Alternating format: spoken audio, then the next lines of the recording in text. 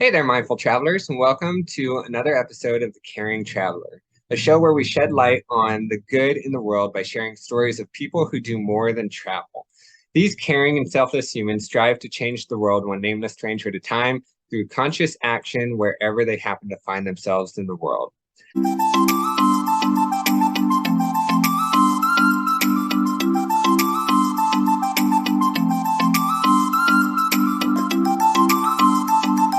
I'm here with Julieta Duvall. Julieta is an unschooling mom who travels the world as a flight attendant. She holds a bachelor's degree from the University of Michigan in Romance languages and literature, Spanish and Portuguese, and Latin American and Caribbean studies. She is passionate about other cultures, traveling, languages, books, unschooling, and inspiring others to live in partnership with their children. So, Julieta, thank you so much for joining me and welcome. Why don't you tell us a little bit about yourself? Oh, thank you for having me. I'm so excited to be here with you. A little bit about ourselves. You said pretty much a lot, but we started homeschooling, traditional homeschooling during the pandemic, like many other people did. And I slowly found that I was doing what I wanted to do. And through reading and through learning, there's so much work out there. I kind of found my way into I had to listen to my children. And slowly, but so that developed and evolved into us unschooling and fully embracing the unschooling lifestyle earlier this no late last year. So it's been a transition process. So I started a homeschooling with a twist, because I wanted to share my story as a traditional homeschooler. And then we're slowly switching the vibe into more sharing about unschooling and how that looks like when you live in harmony with your children. Okay. So give us a little bit, that sounds really cool. But I know we're pretty new to the world, to the homeschooling world ourselves. I think we're in our second year now. We've dabbled in road schooling and world schooling. I've heard about unschooling. So why don't you tell us a little bit more about what differentiates unschooling from just traditional homeschooling? So yes, I feel like traditional homeschooling is almost like a passage into unschooling. It's kind of really I felt like it was really hard to just go from school and then into unschooling. It's like there's a little transition period. And to use Pamela Riccia's work, which she has done a lot of unschooling work. It's basically unschooling is learning without a curriculum. And then I usually like to add, we learn through life, living and experiences, and making those tangible connections when you really experience something that it creates a memory for you and for you to remember, for you to pull out whenever you need it. So we don't use any traditional curriculum, which I have a lot. I have when we first started homeschooling, I have thousands of dollars in my house with curriculum, language arts, math, poetry, you name it. I pretty much have all of them. And so we don't use any traditional curriculum at all. We we just left, basically. We just left. Right now we're in Mexico. We're visiting my family, and there is so much learning in just life. It's just that sometimes we don't think of it as learning, and that is a huge change in the mindset in how we see our children and how we see our lives with them. So we just Okay. live. Yeah. So this being a travel channel, you brought up travel. So how much traveling do you do? Is that a big part of your life and your decisions? Yeah, I mean, that was when I first wanted to homeschool. I picture myself, going to Rome and eating gelato and talking about the Roman Empire. That's what I wanted, like that's kind of like world schooling it's all about. You go Mhm. through places and you learn through the cultures and you visit the places and you really live the history that it's behind, whatever that may be. It could be, the Incas, or it could be, the Romans, or anything.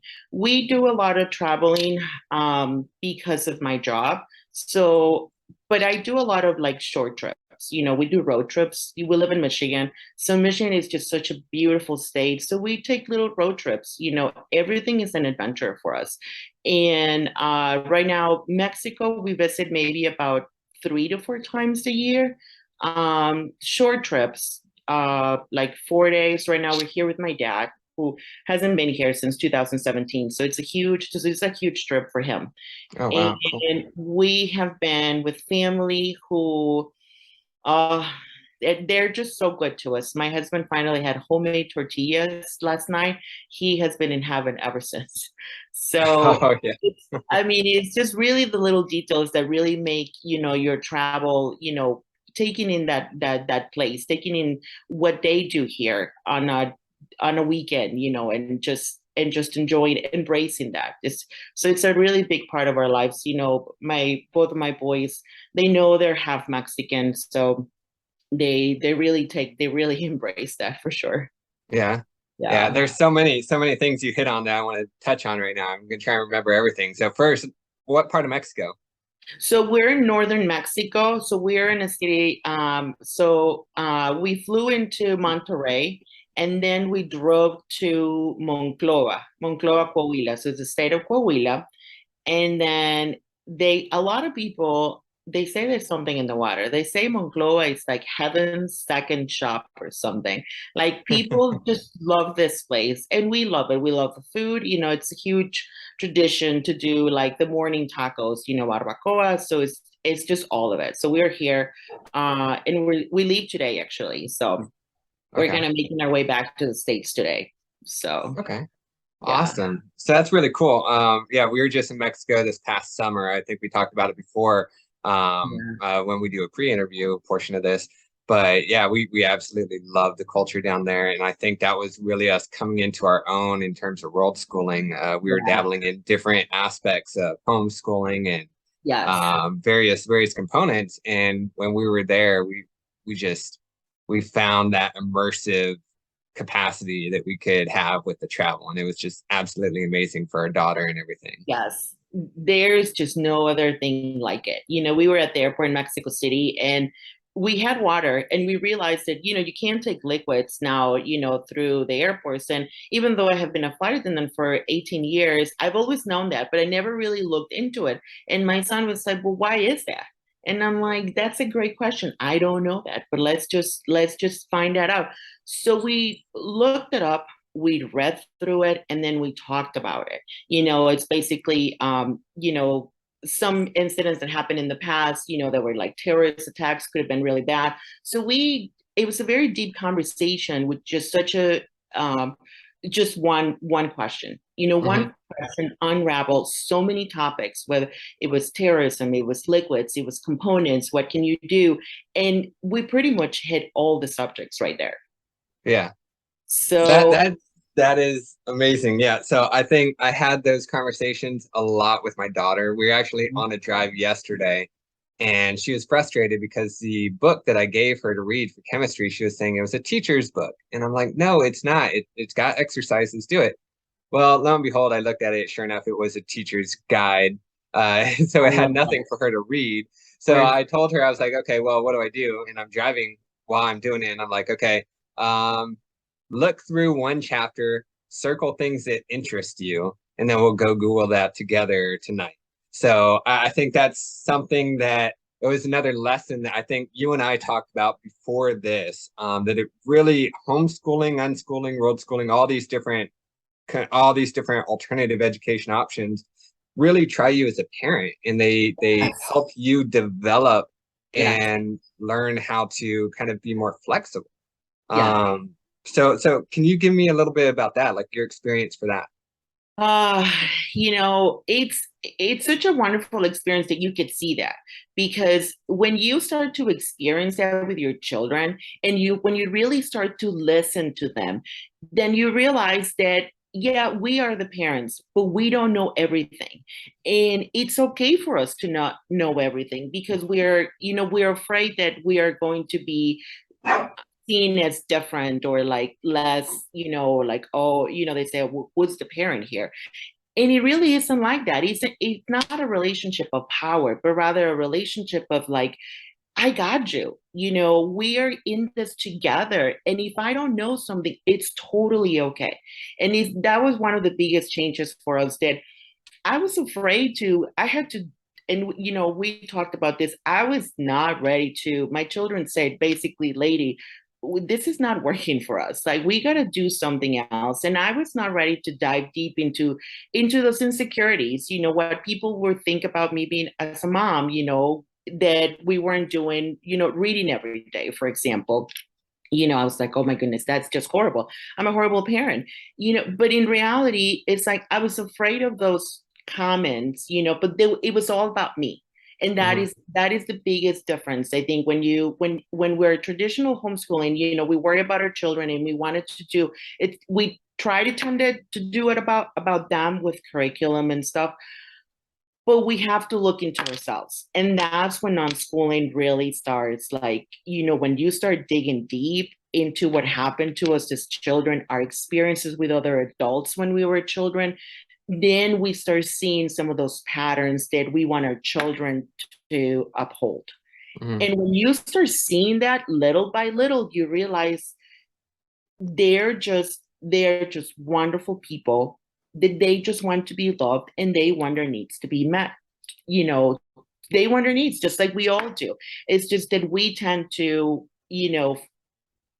forget about our needs because everyone else has told us that our needs basically do not need to be met. Yeah. And our children tell us, I don't think so. And that's why, a 3-year-old tantrum, it isn't really about behavior or that they don't want to listen to us. They just have a need that hasn't been met. And that's when you cross that threshold to really see them as people that need to be, whether it's like hungry, they need, water or something, and not focus on the behavior, whatever they're doing, you are going to live peacefully. I mean, completely. I mean, your life will change dramatically when you see that, when you're like, oh, my son, my daughter is hungry. They're hungry right now, and that's why they're acting out. That's why they're moving. So once you meet that need, there's no need for that behavior. And Yeah.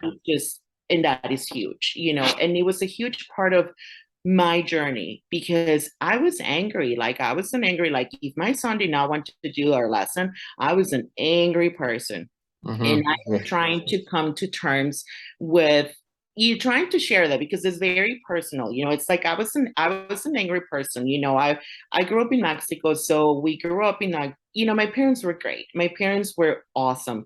They were never like, they did what they could with what they had.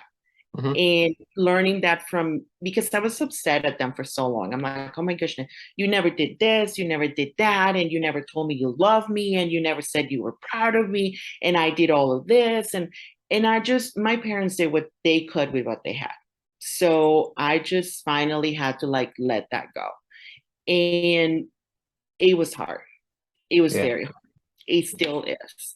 So it's a journey. And a lot of us as parents, we're so drowned with the chatter outside. Like, you have to do this, the earlier the better, so your children could be ahead, and and this and that. And we sometimes we listen to it. It's inevitable. It's out there, it's everywhere. And we forget to listen to the people that matter the most, and that is our children. Yeah. And once we do that, I mean, life just Yeah. It's a, becomes a lot easier.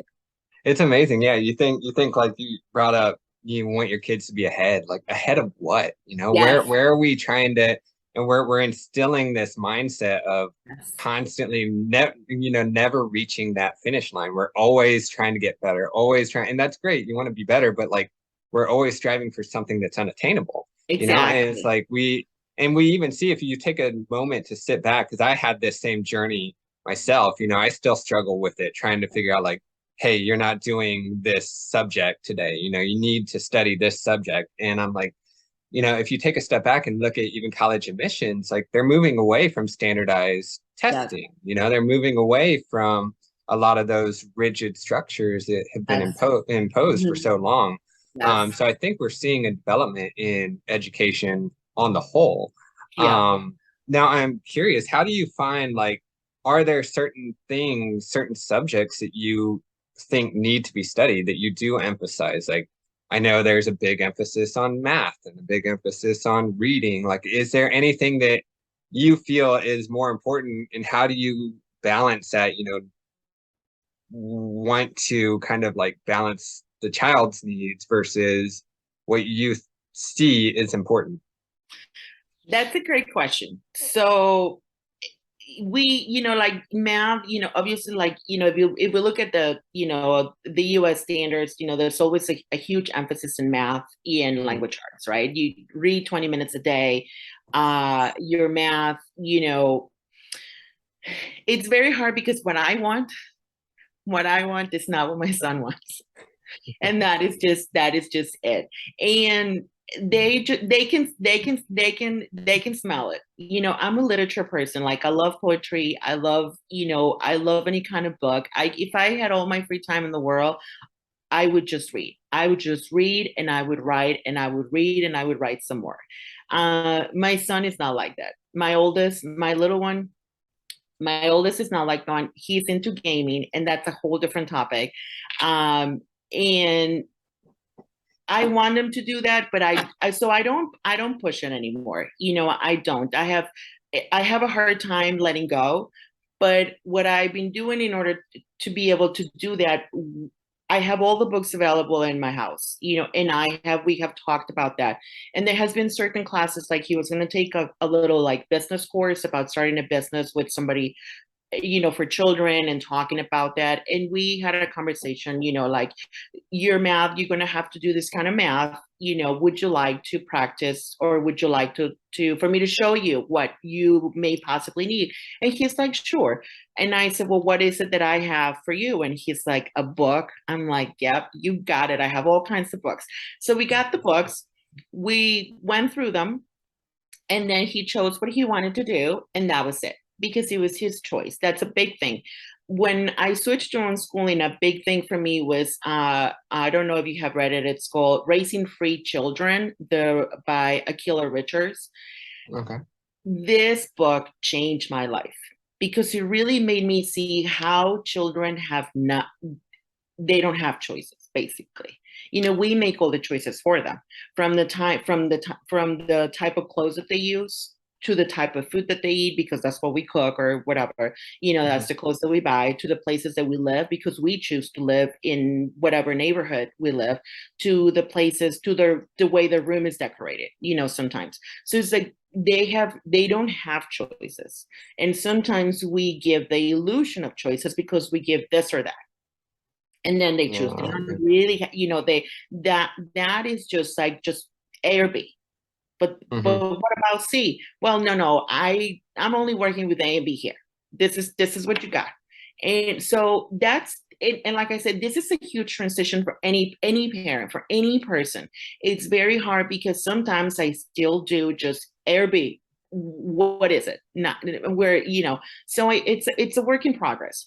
So subjects, I don't push them anymore. Sometimes I do, when I feel those voices like creeping in and saying you have to do something, I tend to get really anxious, and then my son reads into it, and then he just immediately says, like, not today. But I have told him, like, whenever I feel like this, whenever you see this coming out, I don't mind being told, like, mommy, you're just doing weird stuff right now, because I may be in the moment to do some math lesson, but it may not be for him. Just like, think about us, when we wake up in the morning. Some people, I usually like to get all my stuff done in the morning. I mean, I was doing math when I was in college at 5 o'clock in the morning. That's just how weird I am. 5 o'clock in the morning, I was doing equations, and I was reading, all of it at 5 in the morning. My son's not like that. And knowing that and recognizing that, it's hard. It's super hard. Super hard. I can't tell you how hard it is. And nobody has a down path. So as a parent, if you're listening to this, like, don't be hard on yourself. Be actually kind to yourself. Be extremely kind to yourself. Because it's not easy. It's not easy, but it is totally worth it.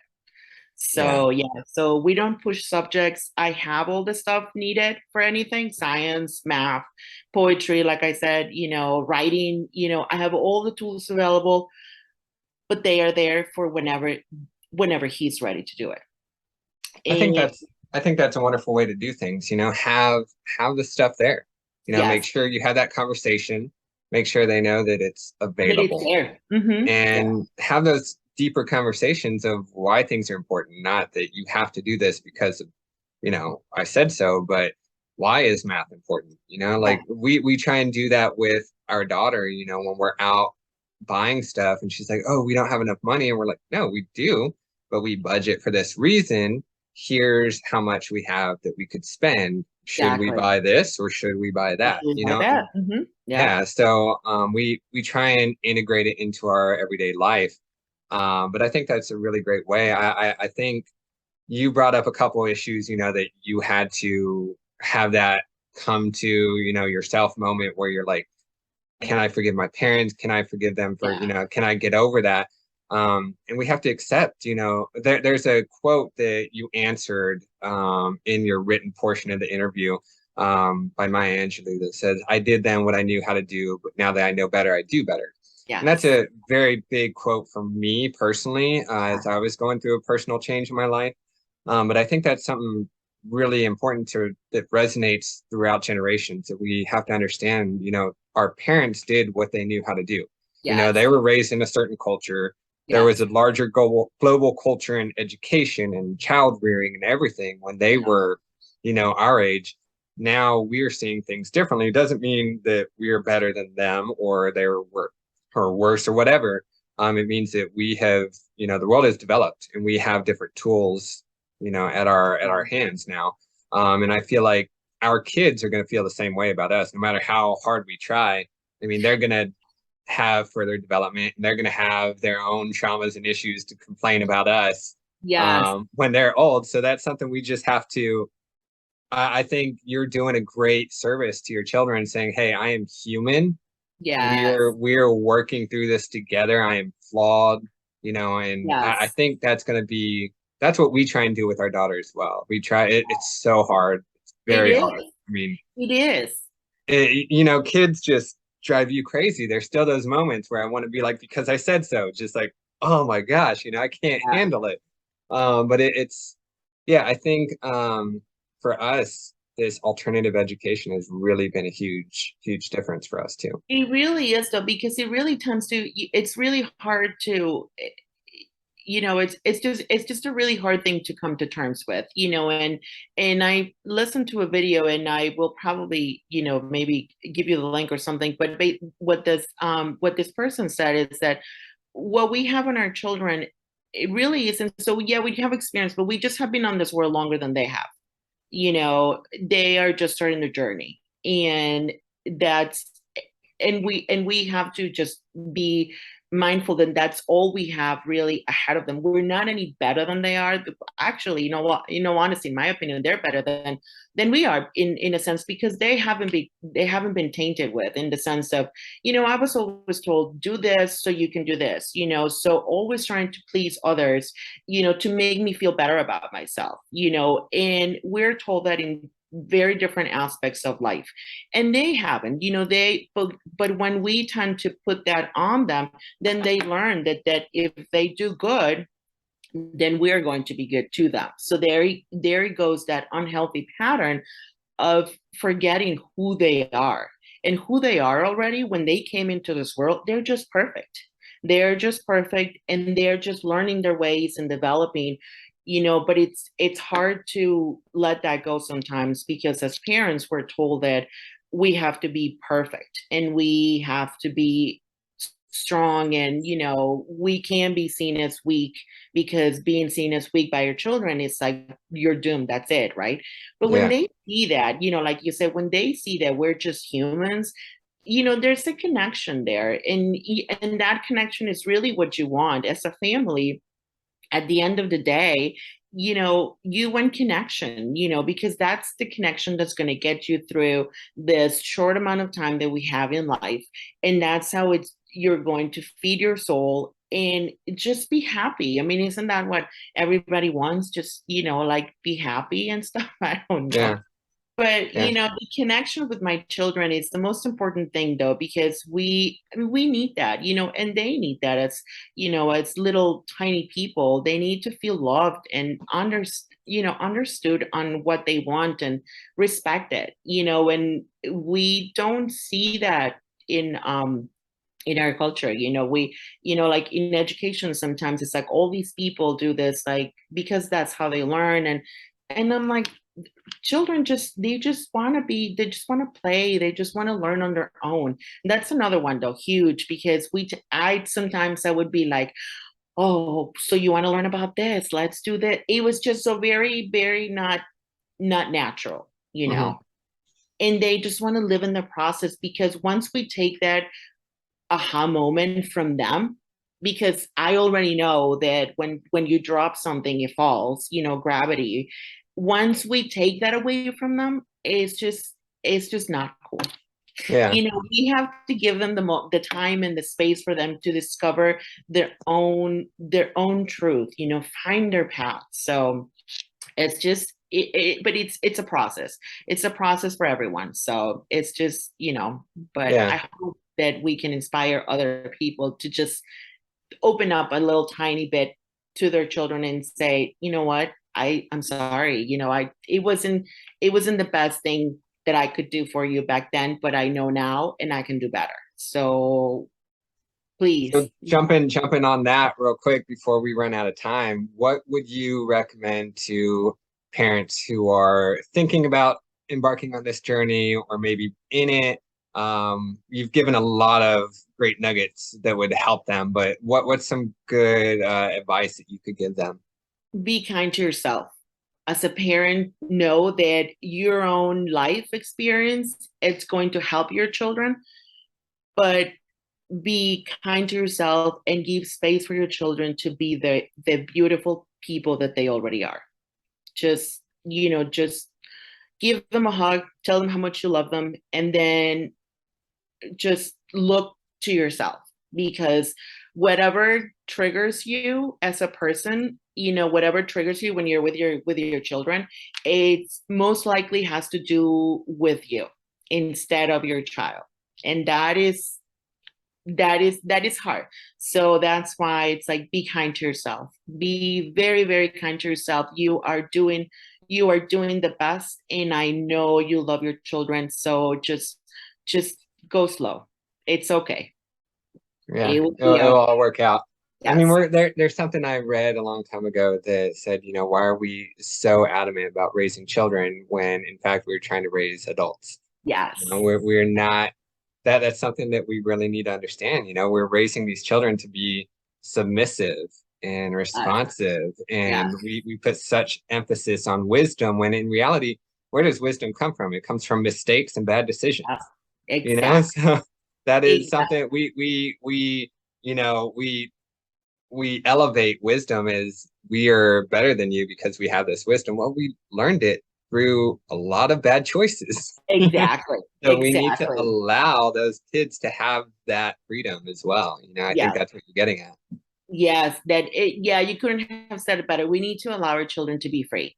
And it's very hard though, because we all want that control. But if you're just starting on this journey, it's a journey. And it's a lifelong journey, just like, traveling the world or learning a language. Everything is a lifelong journey. So nobody is an expert, and it's okay to have your moments, because they will come back. We all do. I have them, you have them, we all have them. So just give yourself some space to grow and know that you're on the right track. That's So, wonderful. I think yeah. the last thing I want to say is just looping this all back to travel. I think this is it's such a liberating truth, that you were talking about right now. And we are so a lot of people have struggles with traveling because there's X, Y, and Z problems, X, Y, and Z reasons why you shouldn't travel. One of them being, if you have kids, you can't travel because you have to have them in certain programs, you have to have them educated a certain way, you have to give them stability. But Yeah. do we, do we have to, or is that stuff we're imposing on ourselves? And I know Yes. for us, we have these conversations with our daughter. We ask her, where do you want to go? What do Are you want? you okay with this? Do Yes. you want to travel to these Yes. places? Hmm. And I think when you start educating in this way, it frees you up so much to embrace the world, and you Yes. can go wherever and you start to realize home is really where your family is. It's Where not your family is. necessarily the home, it's not Yes. necessarily the house. And Exactly. then that's what we try and in what's the word I'm thinking of? We just try and reiterate with our daughter that, home is anywhere we are. We were at home in Oaxaca for 2 months this summer. Yes. That was our home. That was Um, your home. Yeah. so I think that, whether you travel or not, Or I not. think this is a great opportunity. Alternative education is a great opportunity for you to just broaden your mindset as both a parent and a child. In a child, yeah, without a doubt. I mean, I really, it sounds so cliche sometimes to say home is where the heart is, but it truly is. Your family, it's your heart. Your family is your core, the people that love you, the people that care about you. And those memories, are from where you are. Those memories are from Oaxaca, those memories are from Monterrey today. It just like it's just the memories that you make with your children. And at the end of the day, we have such a short period of time in this life, that you should spend it, making those connections, and it's just like your time is so precious. And it's just, you know if you look back, would you want to be pushing a math lesson when you could have been just like, snuggling, because that's probably what they wanted to do at that moment. Yeah. So it's like there's just a whole thing, it's not, and I was caught up in that. We all have been, so it's okay because I was running like a crazy person for a long time. But slowing down it's not always easy, but it is still very worth it. So Yeah. yeah. Well, thank you. Thank you so much for coming today. I love this conversation. I think it was really worthwhile, and I hope other parents who are listening today take a lot out of this. Before we Thank end you for today, can having you me. tell us where can we find you and how can people connect with you? So you can find me at my blog. So it's Homeschooling with a Twist, and it's the website is hswithatwist.com. You can send me an email through there. My Instagram is at hs with a twist as well, or because I'm a flight attendant, most of my travels are through my other Instagram, which is mmax for Mexican because I'm Mexican. Underscore flying mama. So you can send me a message, please, if you just need a little bit of support, I'm here for you. Like, you send me an email. I don't know if I can give my phone number, but if you send me a text, send us a question with, to get my phone number. I just want to inspire you and support you, because this journey at the beginning, it's a process. So reach out. I am definitely here for you. So I would love to connect and just inspire you to live a little more peacefully with our children, because it is so very worth it. So That's awesome. Great. Yeah. So all those links will be listed down below. I also have the full written interview with Julieta over on my website at novelexcursion.com, and you'll find links in there as well where you can connect with her.